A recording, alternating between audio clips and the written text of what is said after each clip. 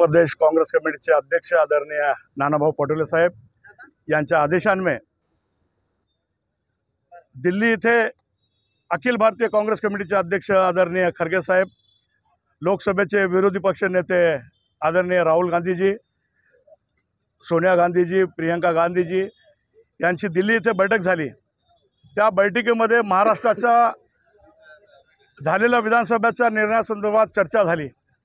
त्या चर्चेअंतिम बऱ्याच लोकांच्या, सर्वसामान्य जनतेच्या, नागरिकाच्या, पक्षाच्या पदाधिकाऱ्याच्या बऱ्याच लोकांच्या तक्रारी होत्या की महाराष्ट्रामध्ये ईव्हीएम घोटाळा मोठ्या प्रमाणात झाला आणि त्यामुळं या ठिकाणी महाराष्ट्रामध्ये युतीची सरकार आली।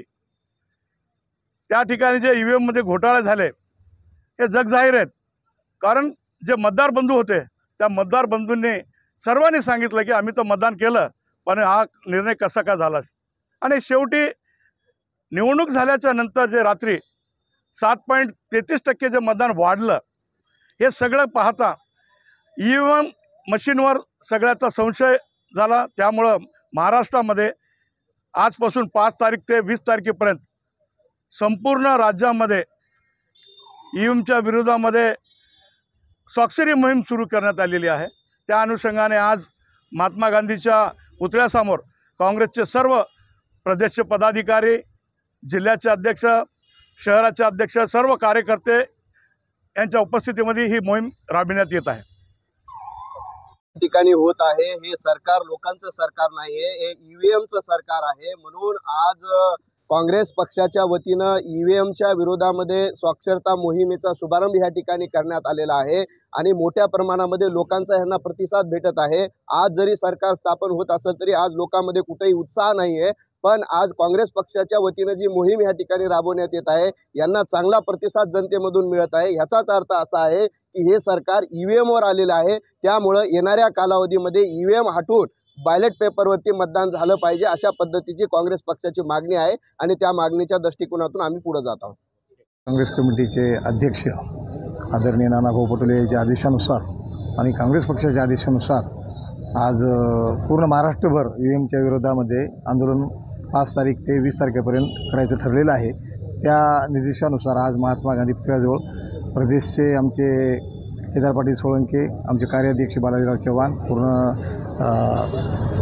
दलित वंचित आघाडीचे आमचे अध्यक्ष सर्वजण मिळून काँग्रेसचे पूर्ण पदाधिकारी, जिल्हाध्यक्ष आणि पूर्ण पदाधिकारी मिळून सगळ्यांनी मिळून आज गांधी पुतळ्यापाशी आम्ही स्वाक्षरी मोहिमेचं आंदोलन सुरू केलेलं आहे। ईव्हीएम हटवता आहेच, पण याच्या पुढच्या जे निवडणुका होतील त्या बॅलेटवर पेपरवर घ्याव्यात, ही सर्व म्हणजे आघाडीच्या राष्ट्रवादी शरद पवार गट असतील, उद्धव साहेबांचा गट असेल किंवा काँग्रेस पक्ष, आमची सगळीची मागणी ही आहे याच्यापुढे बॅलेट पेपरवर निवडणुका घ्याव्यात।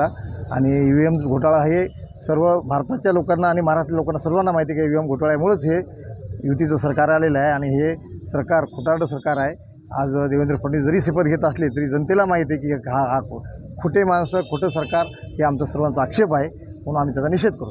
धन्यवाद। आलेला आहे विधानसभा इलेक्शनमध्ये महाराष्ट्र राज्य असो किंवा इतर कोणत्याही राज्यामध्ये ईव्हीएममध्ये घोटाळा झालेला आहे। कालच संसदमध्ये आमचे नेते राहुलजी गांधी यांनी याबद्दल तिथे आंदोलन केले आणि महाराष्ट्रात नानाभाऊ पटोले यांच्या मार्गदर्शनाखाली प्रत्येक जिल्ह्यामध्ये या मोहीम राबवण्यात येत आहे। स्वाक्षरी मोहीम किंवा ईव्हीएम हटाओ देश बचाओ या नाऱ्यानं चालू आहे। बॅलेट पेपर इथून पुढे जे इलेक्शन हो, जिल्हा परिषद असो, महानगरपालिका असो, या बॅलेट पेपरवर